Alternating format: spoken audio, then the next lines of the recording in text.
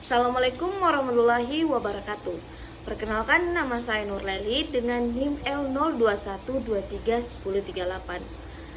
Baik, lewat video ini saya akan menjelaskan isi dari PPT saya, yaitu tentang materi genetik dan struktur materi genetik. Baik, langsung saja. Materi genetik atau faktor hereditas adalah informasi yang dimiliki setiap sel makhluk hidup yang dapat diwariskan kepada keturunannya. Pada suatu rangkaian DNA, terdapat perintah yang mempengaruhi sifat atau yang menentukan karakteristik makhluk hidup, atau dapat disebut juga dengan gen. Nah, struktur materi genetik ini terbagi atas beberapa, yaitu yang pertama ada nukleotida, kromosom, DNA, dan basa nitrogen. Baik, yang pertama yaitu nukleotida adalah unit dasar penyusun materi genetik DNA dan RNA. Bisa dibayangkan seperti blok bangunan yang membentuk rantai genetik. Setiap nukleotida tersusun dari 3 komponen utama. Yang pertama yaitu fosfat yang berfungsi menghubungkan satu nukleotida dengan nukleotida lainnya, yang membentuk tulang punggung DNA dan RNA. Yang kedua yaitu ada gula, di mana DNA yaitu gula deoksiribosa dan RNA gula ribosa. Kemudian yang ketiga ada basa nitrogen. Nah, basa nitrogen ini ada DNA. DNA ini terbagi atas adenin. Nah, adenin ini bersimbolkan A, timin T, guanin G, dan sitosin ada C. Kemudian ada RNA, ada adenin, urasil.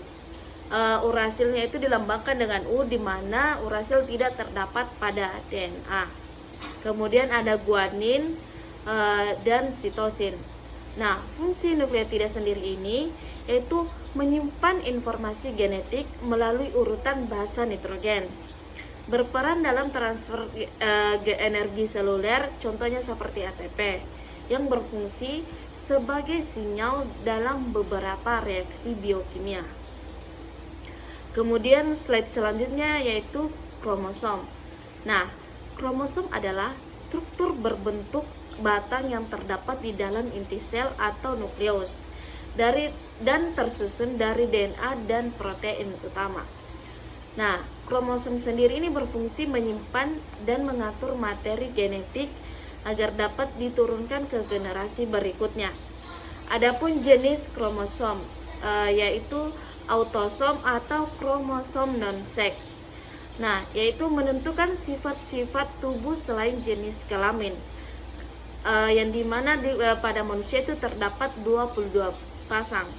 Kemudian ada kromosom seks atau gonosom, yaitu menentukan jenis kelamin organisme. Nah, pada manusia itu cuma terdapat 1 pasang, teman-teman. Kemudian ada di slide selanjutnya ada DNA. Nah, DNA adalah suatu asam nukleat yang merupakan penyusun gen di dalam inti sel. DNA menyimpan segala informasi biologis dari setiap makhluk hidup dan beberapa virus. DNA terdiri atas 2 rantai polinukleotida yang tersusun dalam heliks ganda. Setiap nukleotida terdiri atas 3 komponen utama, yaitu fosfat, gula deoksiribosa, dan basa nitrogen. Kemudian slide selanjutnya itu basa nitrogen. Basa nitrogen adalah komponen nukleotida yang menyimpan informasi genetik melalui urutan tertentu dalam DNA atau RNA. Nah, basa ini bersifat heterosiklik, artinya mengandung atom nitrogen di dalam cincin aromatiknya dan bisa membentuk pasangan spesifik melalui ikatan hidrogen. Nah, jenis-jenis basa nitrogen ini pada DNA terdapat 4 basa. Ada adenin, timin, guanin, dan sitosin. Nah, pasangan basa dalam DNA tersebut terdapat dengan beberapa ikatan. Adenin tadi itu berpasangan dengan timin, di mana terdapat 2 ikatan, dan guanin berpasangan dengan sitosin, di mana itu terdapat 3 ikatan hidrogen. Kemudian ada RNA. RNA adalah makromolekul polinukleotida berupa rantai tunggal atau ganda yang tidak berpilin. Rantai pada RNA juga pendek-pendek karena dibentuk melalui transkripsi fragmen-fragmen DNA. Nah, RNA banyak ditemukan di sitoplasma atau ribosom.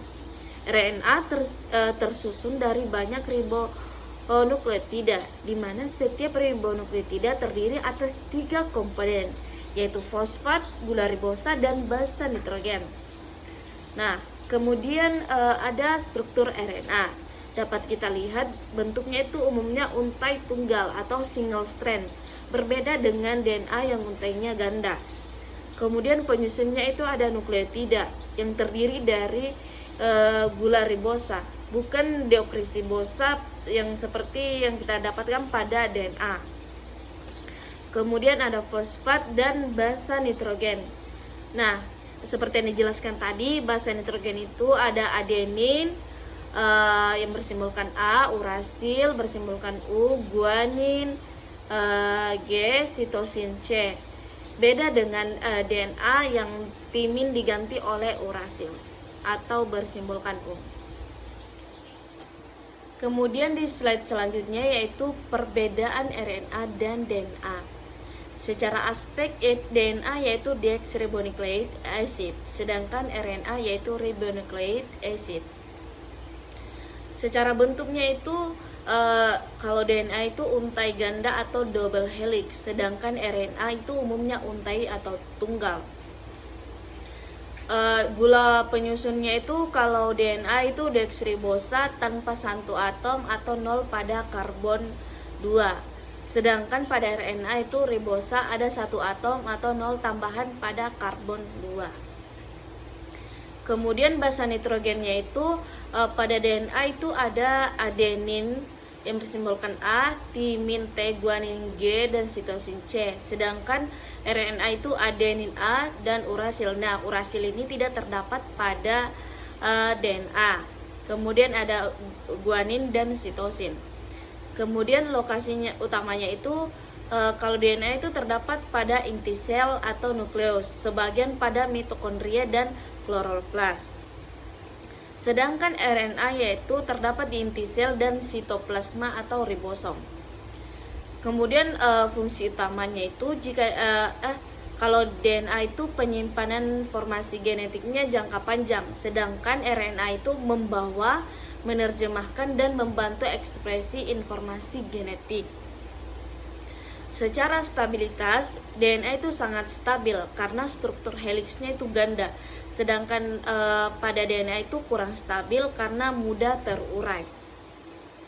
Kemudian pada jenisnya itu DNA itu hanya terdapat hanya satu jenis DNA, sedangkan pada RNA itu banyak jenisnya seperti mRNA, tRNA, RNA, dan sebagainya. Kemudian slide selanjutnya yaitu ada kesimpulan. Materi genetik adalah pembawa informasi keturunan yang tersusun dari DNA atau RNA. DNA berisi gen yang menentukan sifat makhluk hidup dan tersusun menjadi kromosom. Nah, kromosom ada yang mengatur tubuh yang disebut dengan autosom, dan ada yang menentukan jenis kelamin disebut juga dengan gonosom. Sel tubuh umumnya diploid, sedangkan sel kelamin haploid. Nah, struktur genetik secara keseluruhan adalah susunan gen, DNA, kromosom, hingga genom yang mengatur sifat dan pewarisan makhluk hidup.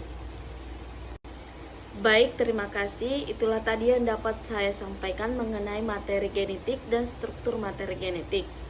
Lebih dan kurangnya mohon dimaafkan. Wassalamualaikum warahmatullahi wabarakatuh.